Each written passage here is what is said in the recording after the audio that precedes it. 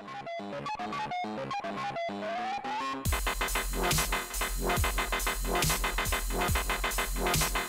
everybody. Welcome back to WWTF. We want to pass the game show, Mike C. I'm Fred White. Hey, today we're reviewing this thing called the Nebula. Now, it's a portable projector. Now, there are two of these. Okay. Two versions. This is the Lite, and then the other one is the 4K version. Oh. But this is not the 4K version, though. No, it's I was not. confused when I was going on the website to look at it. Okay. So, me and Mike both had some time to play with it, and this is a portable projector, meaning you don't have to have it plugged up.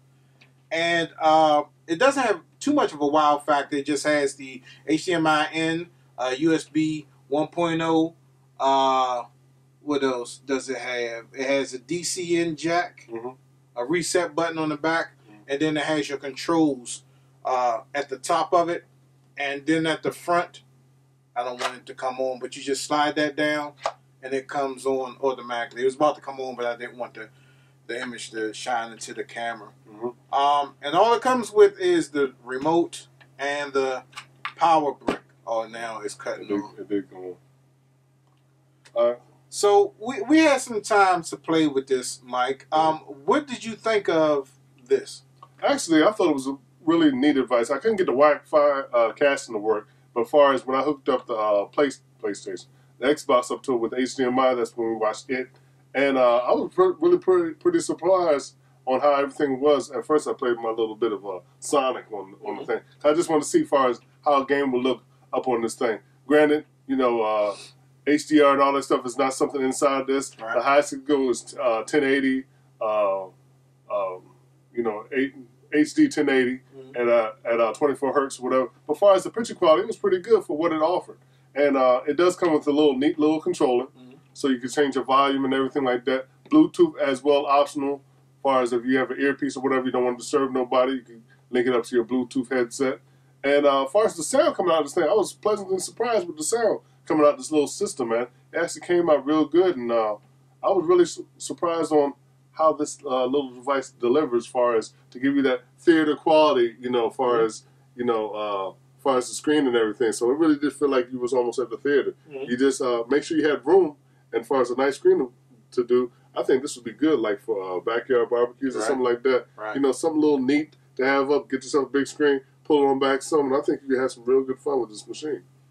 Now, this goes all the way up to a 300-inch screen, and it's 3,000 lumens. Okay. That means that if you have a well-lit room, you can still see it, but I mean, it does get washed out. The best for all projectors is to have a dark room. Yeah.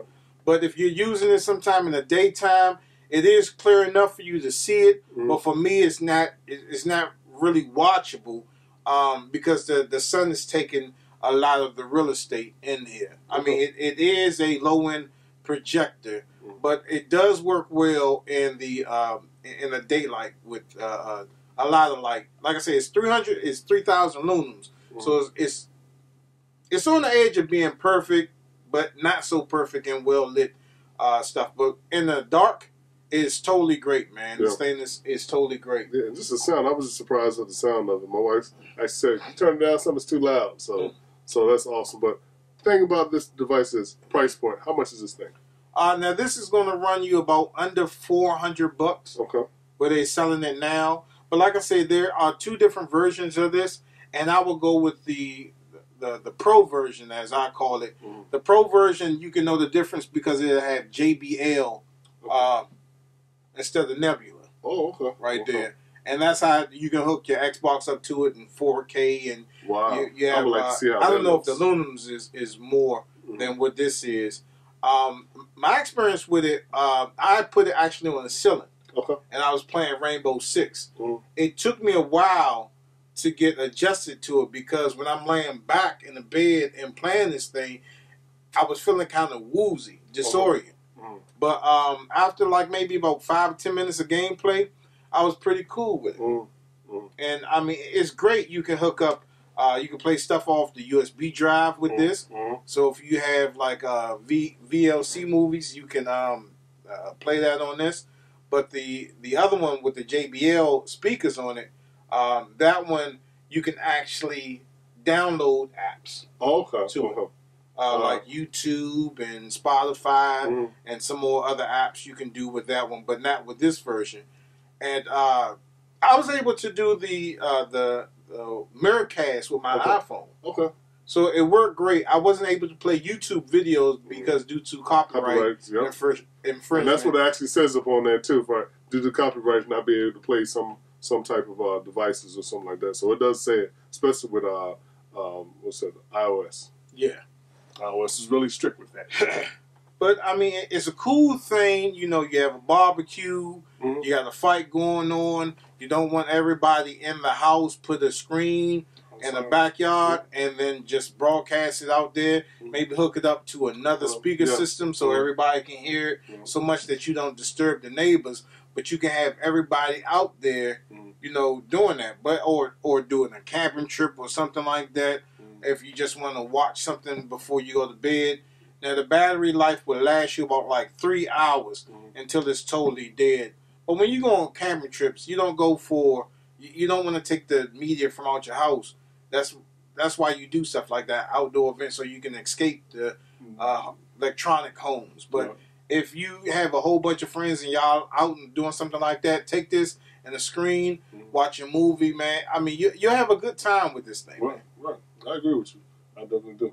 So you want to give us a final verdict? Final verdict, Mike. Final verdict, Fred. Mike, for you, is this a buy or pass? That you can't rent it? Actually, I would say buy it, man, because it's a nifty little device, man. As far as price point, pretty good because you're talking about entertainment and everything like that too. So I say buy it, man. It's a pretty little nice device. So go ahead and get it. I would definitely say buy this one, but buy the other version of it because it's not too much difference in price. The other version is about close to the price of this. Oh, well, sure. But I wasn't able to find that. Well, buy the other version then. I'll say buy the other version too. Yes, most especially if you get the 4K or whatever. Yeah, most definitely. All right. So that's it. That's about it. All right. So like always, you guys can hit us up at thagamersshow@gmail.com. That's the Gamer Show for the night. Don't forget to head over to the Facebook store page. We find low prices. Don't forget to hit us up on vTime. And don't forget to subscribe to become a Gamers Club member. And please remember to like, subscribe, and follow all our social media networks, join our SteamWest community, and our website community where you can get some free stuff. And we'll see you next time on WWTF. What's that? The Gamer Show. We'll see you next time. Keep watching. Keep on tuning in.